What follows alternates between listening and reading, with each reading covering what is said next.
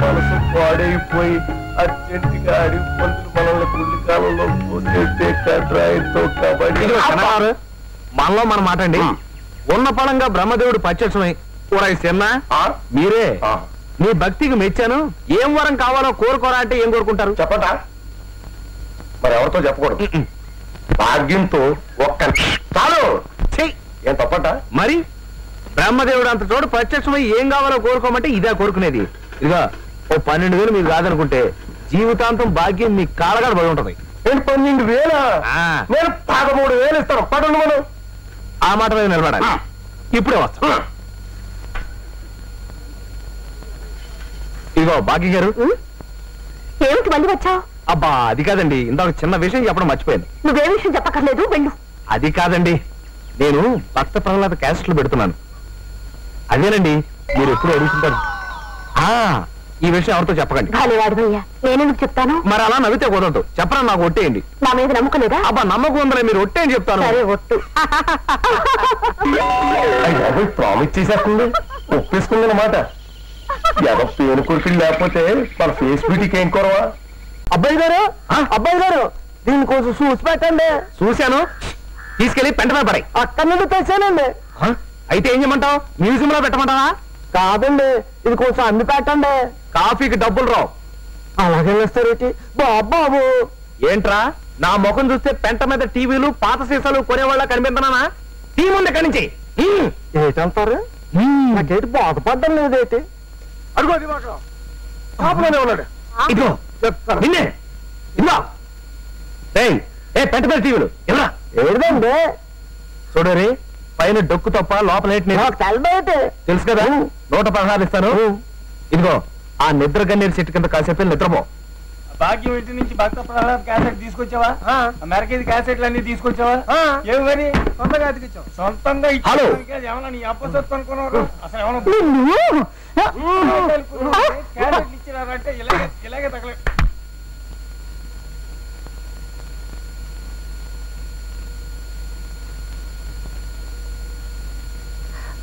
మీరు కూడా వ్యాపారం చేసుకునేవాళ్ళేగా పాపం, ఎంతకాలం ఊరుకుంటారు? చెంపలు వాయించాడండి, ఇచ్చాడా సరే సరే, లేకపోతే ఏదైనా ఒక విలువైన వస్తువు పట్టుకెళ్ళిపోండి. అప్పుడు గాని వీడికి బుద్ధి రాదు. అంతేనంటారా? సరే నీ సంగతి తర్వాత చెప్తా. 1 కిలో పచ్చిమిరపకాయలు పరపరాలు వేశాను, మంటెత్తిపోయినాను. కమాన్ అర్జెంట్ గా సిటీ బాకి, లేకపోతే ఈ షాపులో ఏం పట్టుకెళ్ళిపోతారో నాకు తెలియదు. అయిపోయి ఇందా మూర్తి గారు, మూర్తి గారు కావాలంటే ఈ వీసీఆర్ పట్టుకెళ్ళండి, లేకపోతే మా శర్మగారు చూపించట్టుగా ఈ కెమెరా పట్టుకెళ్ళండి. ఇది ఆ క్యాసెట్లన్నీ పట్టుకెళ్ళండి, నా షాప్ అంతా పీకేయండి. అంతేగాని ఈ టీవీ మాత్రం పట్టుకెళ్ళదు సార్. ప్లీజ్ ప్లీజ్ టీవీ కావాలి. ఇదిగో శర్మగారు, నాకు టీవీ కావాలి. మూర్తి గారు కాళ్ళు చెరుపుకోండి, నాకు టీవీ కావాలి. మూర్తి గారు నా షాప్ అంతా అమ్మి పట్టుకెళ్ళండి, కానీ ఈ టీవీ ఒక్కటి మాత్రం వదిలేండి. జీవితాంతో దీంతో బతికేస్తాను. కావాలంటే మీ ఖాళీ పట్టుకుంటాను. నాకు ఆ టీవీ కావాలి. దీని ఖరీదు 58,000 రూపాయలు. పొద్దునే షేక్ అబ్దుల్ ఖాన్ గారు పంపించాడు. దుబాయ్ నుంచి ఈ టీవీ షిప్ లో దిగింది. ఈ టీవీ మాత్రం పట్టుకెళ్ళండి. అయితే సైకిల్ పట్టుకుంటున్నా.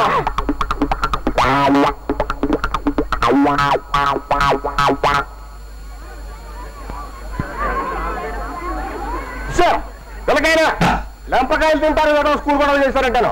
ఎవరిలాగా వాగుతుంటారు. నువ్వు ఆల్రెడీ తప్పుకో. స్టీరింగ్ మారిపోతాయి. స్టీరింగ్ ఇది దుబాయ్ టీవీ. దుబాయ్ టీవీ అయితే బొమ్మ 2 పక్కలు కనిపిస్తుంది. అది కాదు. ఏది కాదండి, దగ్గర వచ్చేసింది. అది కాదు, దీని సెటప్ అంతా వేరు. నీకు తెలియపోతే నువ్వు మూసు కూర్చో. మెయింటైన్ చేయడం. ఇప్పుడు నేను టీవీ ఆన్ చేస్తాను, అంతా చూడండి. సైలెన్స్. ఇప్పుడే స్విచ్ ఆన్ చేశాను. మొదట సౌండ్ వస్తుంది, తర్వాత బొమ్మ వస్తుంది. ఆ బొమ్మల్ని చూసి మీరు రెచ్చిపోయి విపరీతంగా డాన్స్ చేస్తారు. చూసుకోండి చూసుకోండి. అమ్మ దీని మీది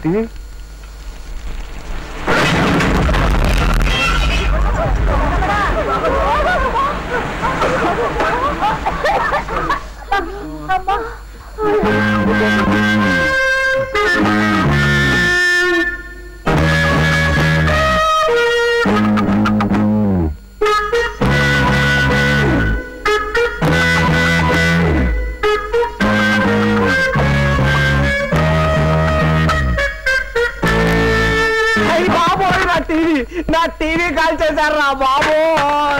గొడవ ఆ గొడవ రాకపోతే ఏంటండి, ఇదేమన్నా మామూలు టీవీయా? దుబాయ్ స్పెషల్, ఖరీదు 58,000. పొద్దునే షిప్ లోంచి దిగింది. ఎన్ని ట్యాక్సులు కట్టారు. మా ఫ్రెండ్ అబ్దుల్ సులేమాన్ ఖాన్ గారు అమ్మి పెట్టమని పంపించాడు. ఇప్పుడు వాడికి నేను ఏ సమాధానం చెప్పను రా దేవుడా. మూర్తి గారు ఏ సమాధానం చెప్పరు, ఏ సమాధానం చెప్పరు. ఇదిగో దివాకరం, ఏంటి గోళ? కాకపోతే ఏంటండి, నా చీటీకి నీ టీవీకి చెల్లి కావాలంటే ఈ 2,000 రూపాయలు ఉంచుకో. నాకు వద్దండి, వద్దు వద్దండి, చిచ్చి.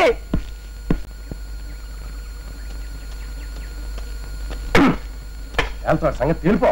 చిన్నారారు ఏమిటి కోపంగా ఉన్నట్టున్నారు? కోపం కాక మరేంటి, నేను ఏమని చెప్పు? ఏమని చెప్పాను?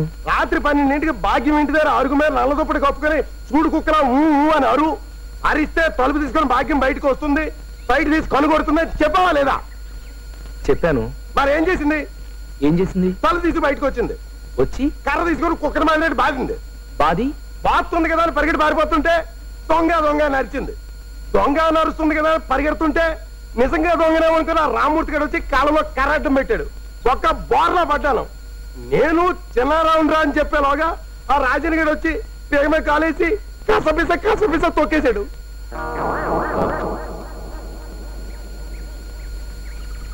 చిన్నారావు గారు, మీరు నన్ను క్షమించాలి. అసలు ఏం జరిగిందంటే? ఏం జరిగింది?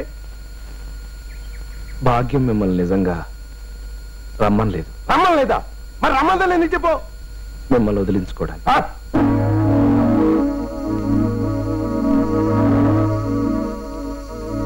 ఏంట్రా అసలు ఏంట్రా నీ ఉద్దేశం, ఆ భాగ్య ఉద్దేశం? ఎన్నాళ్ళలా తప్పించుకుంటారా? అదిగా చిన్నారావు గారు, ఎంత డబ్బుతో వచ్చేసిందా నా దగ్గర? పట్టు చీర ఇచ్చాను, బంగారపు గొలుసు ఇచ్చాను, పిఠాపురం సెంటు సీసా ఇచ్చాను. ఏం జరిగిందో నన్ను పూర్తిగా చెప్పను చిన్నారావు గారు. నువ్వేంట్రా చెప్పేది? నీ సంగతి నేను చెప్తాను. అది కాదండి, అసలు ఏం జరిగిందంటే జరగాల్సింది ఇక మీద జరుగుతుందిరా.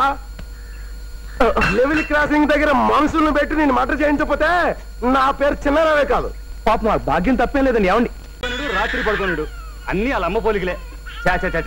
కొద్దిగా మనశ్శాంతి లేకుండా పోతుంది. పొద్దున్నే పేపర్ మీద వచ్చేసాడు.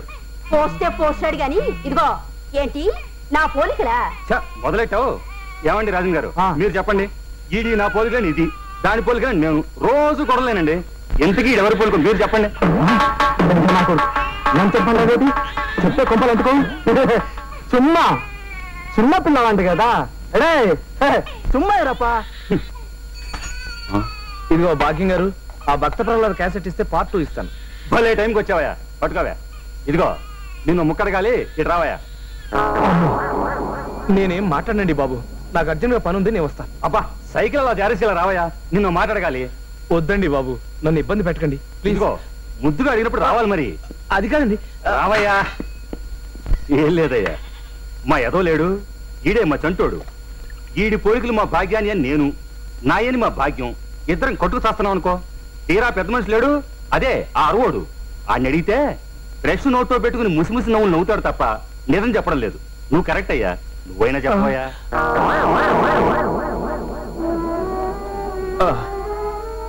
నన్ను నన్ను నన్ను మీరు చాలా ఇబ్బంది పెట్టేస్తున్నారండి. పోలికి చెప్పమంటే ఇబ్బంది అంటాడు ఏమిటండి విడ్డూరం? చెప్పోయా. వీడికి తండ్రివి నువ్వే కాబట్టి నీ పేరే పెడదాం అనుకుంటున్నాను రాజన్. నా పేరు ఒకటే పెడితే పబ్లిక్ లో బాగుండదు భాగ్యం, కాబట్టి నీ పేరు నా పేరు కలిసి అలా పెడదాం. మీరు అపార్థం చేసుకోనంటే చెప్తానండి. భాగ్యం గారు, మీరు కూడా. అబ్బా చెప్పవయ్యా. అబే ఏం లేదండి, మీ బాచిగాడు మీ పోలిక కాదు. మరి మీ భాగ్యం గారి పోలిక అంతకంటే కాదు. మరి ఎవరి పోలిక? ఎవరి పోలికంటే ఏం చెప్పమంటారండి? కర్మ, ఆ రాజన్ పోలిక. ఏంటి అన్నావు? కట్టేది సచ్చినోడా.